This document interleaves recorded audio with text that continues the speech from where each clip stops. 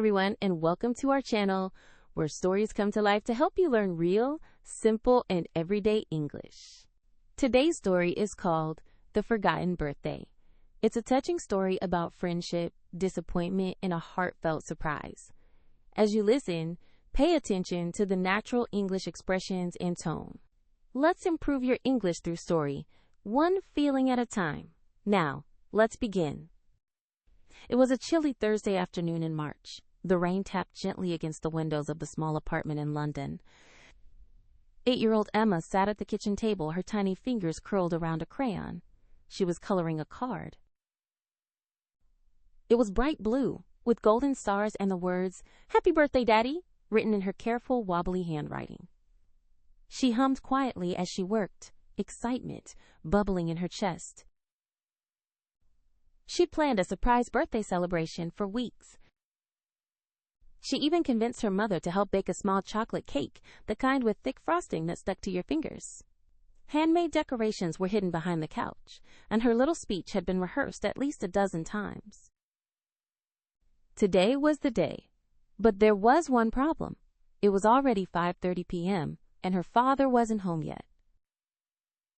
Emma checked the clock again. Tick, tick, tick! Her little heart thudded with every passing minute. He promised he'd be home by 6, she said to herself, gripping the edge of the table. Her mother, Anna, gave her a soft smile while placing candles on the cake. He might be stuck in traffic, sweetheart. Emma nodded, trying to be patient. By 6:15, she was staring at the door. By 6:45, the balloons had started to droop. By 7:10, the frosting on the cake was dry to the touch, and by 7:30, Emma had stopped smiling. Meanwhile, across town, James Taylor, Emma's father, was still at his desk.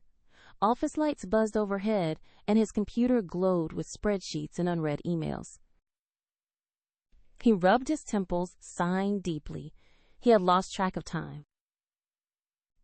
His phone vibrated. A message from Anna. "Emma's waiting with the cake. Will you be home soon?" James froze. Birthday? His birthday. He stood abruptly, knocking over his coffee. "Oh no," he whispered. "No, no, no." Guilt clenched his stomach. He grabbed his coat and dashed out the door. Back at home, Emma was curled up on the couch, the card in her lap. Her fingers traced the stars she had drawn. She didn't cry. She didn't want her mother to see. Anna knelt beside her. "Sweetheart." "He forgot," Emma said quietly. "Again." It wasn't the first time. James had missed her school recital in December, skipped Saturday pancakes, and forgotten her art show. And now, his birthday. Emma stood slowly.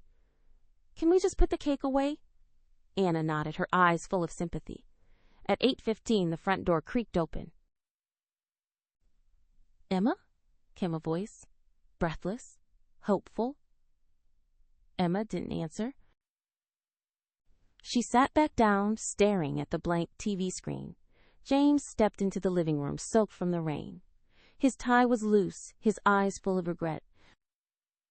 "I'm so sorry," he said softly. "I didn't mean to forget." Emma didn't look at him. James saw the decorations, the card, the half-melted candles. His heart sank. "I wanted to surprise you," Emma murmured. "But you didn't come." He knelt beside her. "You're right. I let work get in the way. And I missed something really, really important." She looked at him then. Her eyes weren't angry. They were just sad. "I made a speech," she whispered. "I practiced it." James blinked back tears. "Can I hear it?" She shook her head. "It's too late now." There was silence. Then Emma stood and walked over to the table. She picked up the card and handed it to him. He opened it slowly. Inside was a drawing of the two of them, smiling, holding hands under a bright sun. "You still made me something this beautiful," James said, his voice cracking. "Even when I didn't deserve it." Emma shrugged. "I guess birthdays don't wait." James stood and wrapped his arms around her. I'll make it up to you. I promise. She stayed still for a moment, then whispered, You always say that. His breath caught in his throat. He knew she was right. But this time, he wanted it to be different.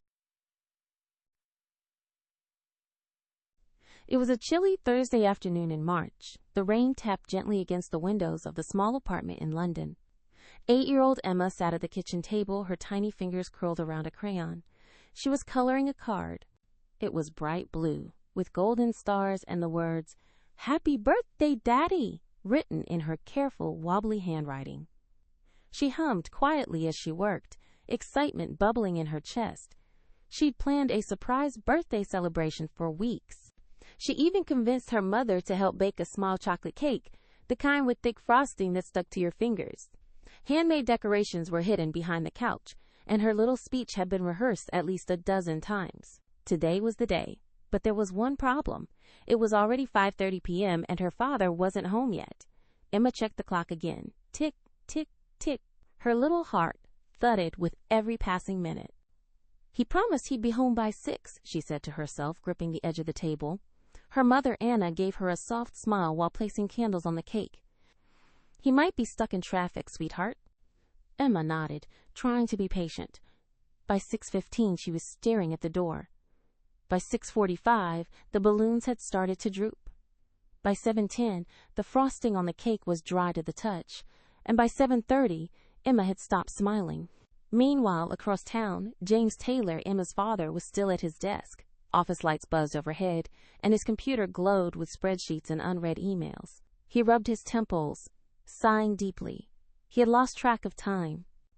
His phone vibrated. A message from Anna. Emma's waiting with the cake. Will you be home soon? James froze. Birthday. His birthday. He stood abruptly, knocking over his coffee. Oh no, he whispered. No, no, no. Guilt clenched his stomach. He grabbed his coat and dashed out the door. Back at home, Emma was curled up on the couch, the card in her lap. Her fingers traced the stars she had drawn. She didn't cry. She didn't want her mother to see. Anna knelt beside her. Sweetheart. He forgot, Emma said quietly. Again. It wasn't the first time. James had missed her school recital in December, skipped Saturday pancakes, and forgotten her art show. And now, his birthday. Emma stood slowly. Can we just put the cake away? Anna nodded, her eyes full of sympathy. At 8:15, the front door creaked open. Emma, came a voice. Breathless, hopeful. Emma didn't answer. She sat back down, staring at the blank TV screen. James stepped into the living room, soaked from the rain. His tie was loose, his eyes full of regret. I'm so sorry, he said softly. I didn't mean to forget. Emma didn't look at him.